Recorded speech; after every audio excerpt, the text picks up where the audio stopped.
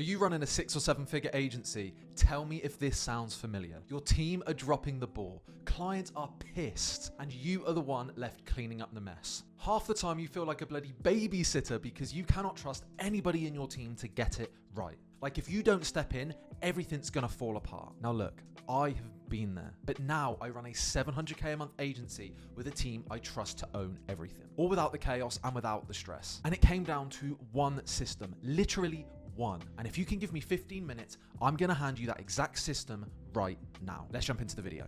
What I recommend you do, first of all, come in here. I just use Asana for this. You can use Spreadsheet, you can use Monday.com, whatever you want, right? But what you wanna do is you wanna set up a department and then basically list each person. And then for that, we've got a range of different categories that we're gonna rank them on. So we start off by having gets it, wants it, and capacity to do it. So basically, very simply, you come in and you mark every single person in your team with either plus or a minus in these areas. So gets it is they just get their job, okay? They know what it is that they're actually meant to do within their job. They get it, they know how to do it, okay? Wants it, that is obviously they want to do the job, okay? Yes, you know, it's one thing they can do the job, but do they actually want to be in the company? Do they want to be doing the job they're doing? Do they enjoy the job that they're doing? And the third thing is capacity. So are they actually good enough to do the job? Do you think they are capable and competent enough to do the job to the level that you want them? What you want to do is come in here and rank everybody in your team this plus or minus. Now, what this tool does, there's a variety of more sections here, but why this becomes helpful for you is because what you're going to find is you'll probably have done it so many times where you're like, I'm not sure why, but I just don't think this person in my team is it. I think I want to replace them. But you don't really know what it is. You don't have an objective way to track. You can't really put your finger on it exactly what's causing you to have that feeling. Sometimes you might have somebody in your team that's maybe not as good as a performer as somebody else, but you prefer them. You like to keep them around. They get better results and you're scratching your head left wondering why. This system helps you analyze that, identify it, actually look at it more from an objective standpoint, and then actually be able to drive the business forward using the data. Okay, so gets it, wants it, capacity to do it. That's the base level of this system. If any of these are minus, then you really want to look at just parting ways with this person. You know, if they don't get it, then perhaps you need to reset some expectations of the job role for them, which is the one instance where, you know, you may be able to change it. But if they don't want it and they don't have the knowledge or capacity to even do the job, then you need to look at replacing this person. Then what you want to do is we have core value fit. So these are my core values. So we've got celebrate others proudly, relentless pursuit of growth, proactive customer obsession, uncompromising standards, and extreme ownership. So we've got a bit of a different ranking system for this. So we've got plus, minus, and minus. So what this means is plus is they, you know, do this core value, they show this core value, they live this core value all of the time. Minus obviously is they don't, you know, showcase this core value at all. And plus minus is sometimes they do, sometimes they don't. And what you want to do is go through every person in your team and rank them based off your core values. Because, you know, one of the most dangerous people you can have in your business who's somebody who's really competent, that's great at what they do, but ultimately they're a really bad culture fit. And culture fit will come from your core value fit. So obviously make sure you set your core values, and then you want to integrate them into your hiring process, into your team onboarding. You know, CEO oftentimes should be a CRO, which is Chief Reminding Officer. It's your job to constantly remind your team of these core values, your leaders to remind them. But you want to come in here and rank them all. And then what you can do is, if you see that you've got people in the team that are a minus or they're a plus minus, you simply want to then sit down and have conversations with these people and reset the expectation. So this people analyzer template is something that I recommend you do every single quarter. And then you can compare, you know, you go through, you rank everybody, you then go to everybody who's at minuses or plus minuses, you give the feedback, and then you redo it the following quarter in the hope that you've then made progress on these. Okay, and if you haven't, you can look to replace, etc., etc. But anyway, go and have conversations with people and say, right, you know, one of our core values is celebrate others proudly. Okay, right now I feel like I'm not seeing that enough from you, but I know you're somebody that does want others to win. So what I'd like to see from you more is, I want you to, when somebody shares a win in the Ring the Bells channel, I want you to see you gushing in the comments, oh, huge congrats, well done, I'm super proud of you, dropping emojis. Do you get what I'm saying? That is how you build culture. That is how you turn this person into like somebody that's like, I don't know what it is about them, I'm not quite sure what it is. It might be that they're not engaging in Slack, or they're not celebrating others proudly enough. So you can use this to make it more objective and then go and address the person with this. You know, for us, it's relentless pursuit of growth. So we love people that love self-development. So if you're not into self-development, then you could sit down and have a conversation with somebody and say, hey, I'm not seeing enough focus on growth right now. Here are some books I want you to read. Here is some training. Come back to me when you've completed this, right? And then you can start actually getting people to progress further, to be a better fit within your business and within your culture, okay? So again, your core values will be different to mine, but go ahead and rank everybody on your core values. That's going to be an absolute game changer, okay? Worth noting as well, there's obviously lots of different things we rank them on. This next section is just a little bit different again. What's really nice about this is you want to make sure at all times your team is not only growing, but the team that you have is developing, right? So, you know, it's one thing to just bring new people into the team and get a bigger head count, but you want to be having more efficiency and getting more out of the people that you currently have. And you want to make sure that you're developing your staff. And, you know if I look back to 2 years ago compared to where we are now, we have a much better standard of person in the business. So it allows you to come in, look at like, who's got lots of reds here, who's got lots of no's. Do we need to actually remove this person out of the business? Do we need to replace them because they don't get it? They're really bad core value fit. So again, one part of it allows you to very quickly at a glance see who's not a good fit. I'm a very visual guy, so you can look at it very visually and see, okay, this person is definitely the worst performer in the whole business. Yes, I can give the feedback, but this person probably just needs replacing. But it also allows you to look at your best performers where they might be green across the whole thing, and then they have a couple of yellows or a couple of reds, and then it just allows you to make them from like a 9 out of 10 to a 10 out of 10. Okay, so you're developing everybody within your business or replacing who needs to be replaced. Next section here, okay, we then have a just straight up ranking A to D based off performance. You hear people often say like they're an A player, they're a B player, they're a C player, they're a D player. You have to clarify what that means. Like, what does A player mean? You have to clarify what that means. So I have A to D based off performance. Okay, and I actually have like A, B plus, B, C, C, C, and then D. So let me just show you what this is. So A is consistently exceeds expectations, okay, autonomous and drives meaningful results. B is the ability to be coached up to an A. Then we've got B, delivers reliably, meets expectations, but not pushing or elevating standards. C is the ability to be coached to a B. C is inconsistent performance, underdelivers, and creates downstream issues.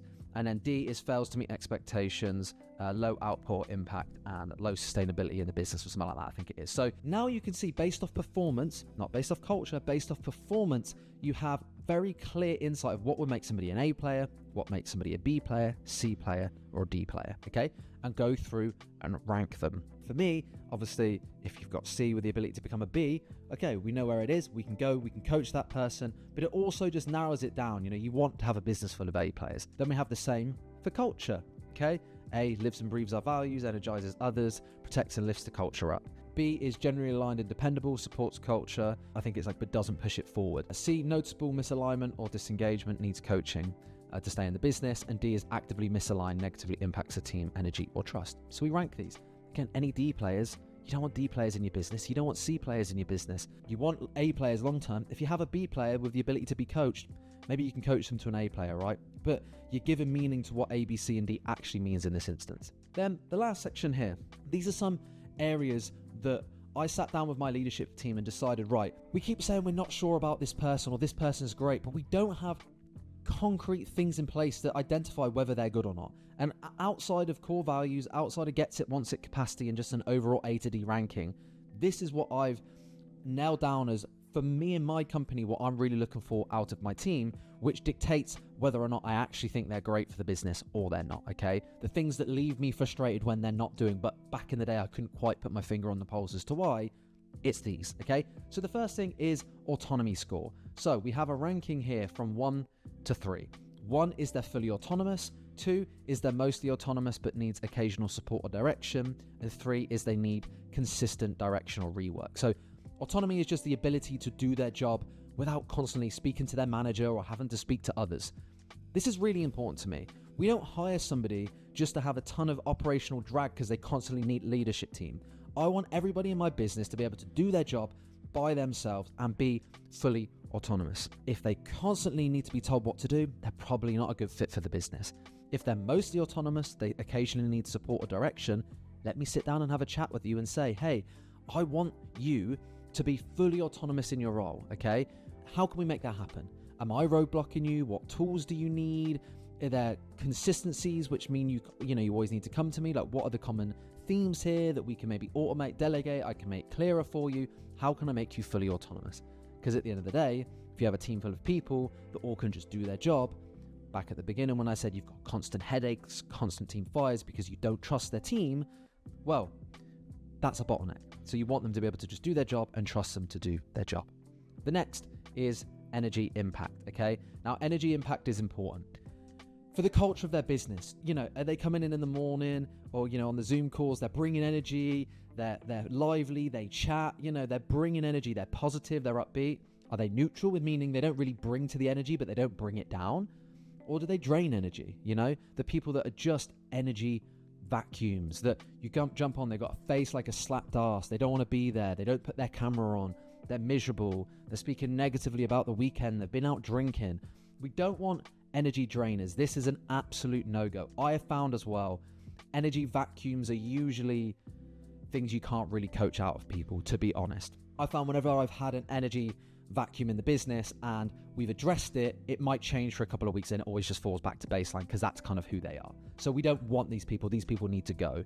Neutral, we can live with neutral, not everybody can come on and always be the most positive, upbeat person in the room. You can live with some neutrals as long as they deliver some value in other areas. But obviously we ideally want people that constantly energize and lift others up. Then we have coachability, huge for our business.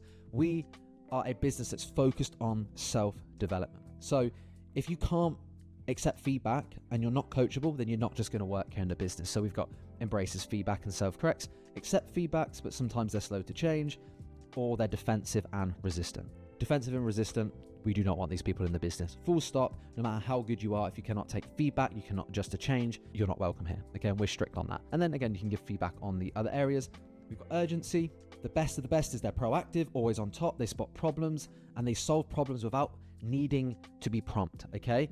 Then they're reactive, which is they need prompting, but they do respond to it, okay? So like they get stuff done fast, but they do need prompting in order to do that thing fast. The worst one here is passive. So they wait, or there's delays even when the problems are clear. Like there's no urgency to solve problems. Clients are delayed in onboarding and there's no rocket. Sometimes you feel like you want to shove a rocket up their backside and light it on fire. It's like, hurry the hell up, okay? That's really goddamn important, in a growing business.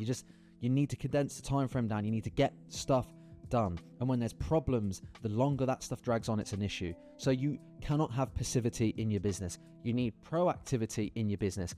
This is a core value of ours as well, okay? Powerfully proactive. We want people in our business to be proactive across the board. So we don't really like reactive either. I do find that can be trained quite easily. Sometimes it's just a lack of understanding, The final one is motivation. To get the best out of the people in your team, you need to know what motivates that person. Just because you might be money motivated does not mean everybody in your team is. And look, trust me, I've ran into this issue before. I'm personally not somebody who's massively motivated. I'm more freedom motivated. I'm more growth orientated. And you run into the issue sometimes of because you are that way, you think everyone's that way. So it's just really important when you sit down and you're trying to develop your team, if you know what motivates them, you can use that to get the best out of that person. So some people are mission and impact driven, okay? Think of the people that work for SpaceX and they want to get to Mars. They might take lower salaries if it means they're in it for the bigger picture, for the mission, for the impact. Some people straight up just love cash, okay? Some people love mastery and craft. They just want to be the best at what they do. Some people love achievement and progression. So they want a fancy title, they want to work their way up the ladder, they want management responsibilities, they like that constant progression, okay? And they like achievement. Other people like autonomy and freedom, okay? They like the ability to work from home or remote, or they like the ability to work from a beach, or to work a few hours in the morning, a few hours in the evening. People love that freedom and flexibility. And some people just like stability and job security. That's not necessarily my favorite motivation to have, but some people just love the fact that they will be here. They'll be a rock. They won't leave. Okay, they're not necessarily chasing the biggest next paycheck, but they're always going to be here and they're stable. Everybody has a different motivation, and it's really important to understand it. But there you have it. Here's the People Analyzer tool. If you're running into issues right now with your team, go in, do this for everybody.